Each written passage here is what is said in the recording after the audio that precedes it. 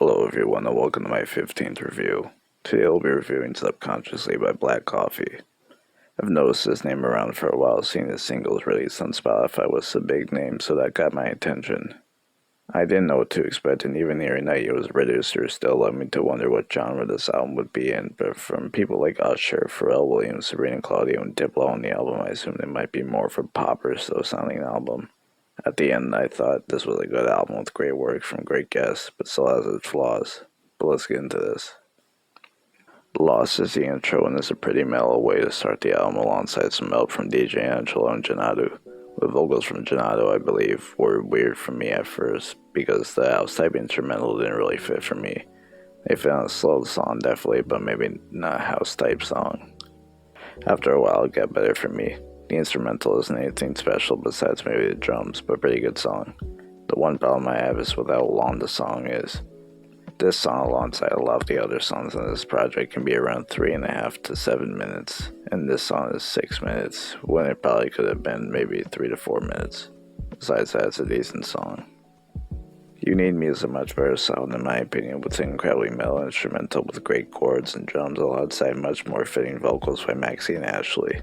But again, with this song, it's 6 minutes long when it could maybe be 4 minutes. At least it does get a bit more interesting after a while, changing up the drums a bit and adding more interesting things. But a fine song, better than Lost in my opinion. Subconsciously is maybe my favorite song, with maybe the best instrumental, great vocals from Sabrina Claudio, and a song that I'm alright being 6.5 minutes. The instrumental fits Sabrina very well, with it very spacey sounding alongside some repetitive kicks, great hi-hats, and some incredibly beautiful sounding keys. This song also has maybe one of the best hooks on the album. Then around 4 minutes there's like a beat switch, which probably my favorite part on this album, with phenomenal strings, great piano, and very soothing vocals. I do think the drums sometimes ruin the moment, but still maybe my favorite song.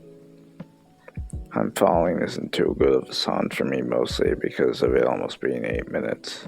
It gets very repetitive and boring. There are some parts that change it up that I like, but they're so short, like in the middle of the song where it slows down, but that only goes on for maybe 40 seconds. The vocals from Ryx fit the song well, but they can get very boring sounding in their voice, which makes the song even worse sometimes. It's probably the worst song. It definitely sounds incredible, but it's too boring personally. I don't think there's any reason that this song should be almost 8 minutes. Time tries to at least cut down the time on this song with it being a little less than 5 minutes, but it's still a song where I think it gets too repetitive, and with how long the songs are, they get boring. But for the song that has a decent but very generic instrumental, with it even slowing down again halfway through the song, but I much prefer some other songs that do that. A lot of the times when I come back to this song, it's mostly for Cassie's great vocals. She helps the song a lot. And I mean, the instrumental isn't bad, but there's definitely better ones on this project. It's a very mid song for me. LaLaLa had much to show for, considering it had Usher on it. I do think it's a decent song with a pretty different instrumental with great guitar, Rhodes, and bass. The drums are pretty basic, but they work well alongside Usher's voice. And of course, Usher fits the song well with great vocals. Him on the chorus is probably my favorite part with him. And there's a song where actually decent almost all the time.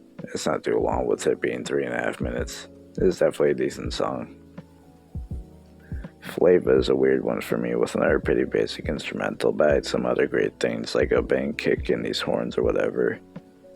Then I don't really think when the Rams voice fits the song well. He's not bad, but his voice isn't too good on this instrumental at some points. Tellaman's verse and his singing and other parts are great then. Reminds me a lot of Chronix or Daniel Caesar. It's another mid song for me. 10 Missed Calls I was super excited to hear, considering it had Pharrell Williams on it. I never heard Jozzy before, so it'll be interesting to see what they would do. The intro and outro by Pharrell was very off-putting because it didn't really fit well with me. The chords I thought didn't fit Pharrell's voice well. But besides that, it's mostly a song with Jozzy with 2 verses and a chorus, and Pharrell on the post-chorus where he fits much more there. The verses by Jozzy are great, but mostly the same both times, but the instrumental gets more mellow on the second verse, which I think he fits well. The chorus on this song is one of the best on the album, and I'd say this is one of my favorites. It could be maybe shorter, but it's fine. Great song. Ready For You is another really good song with some of the best vocals on the album. The instrumental is somewhat basic, but hard-hitting when it needs to be. Celeste fits the song so well. Reminds me a lot of maybe Baby Rose. Then when the chorus comes in, it's much more lively.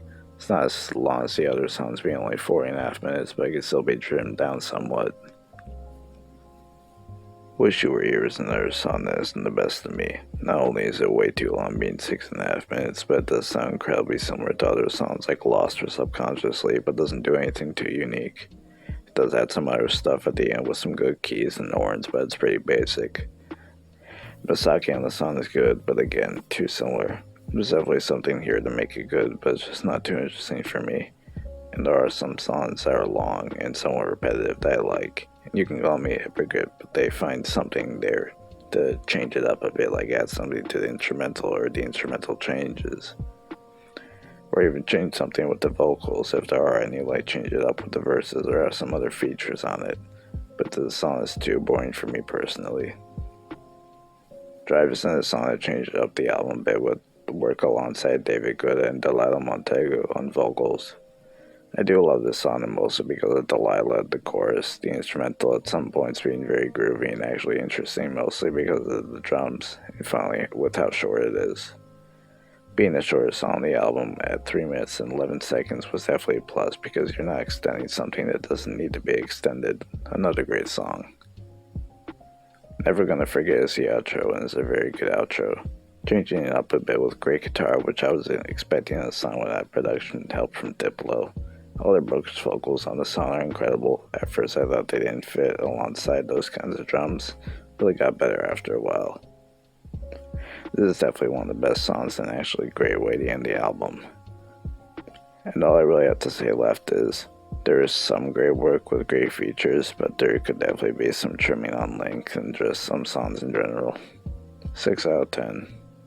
Thank you for watching.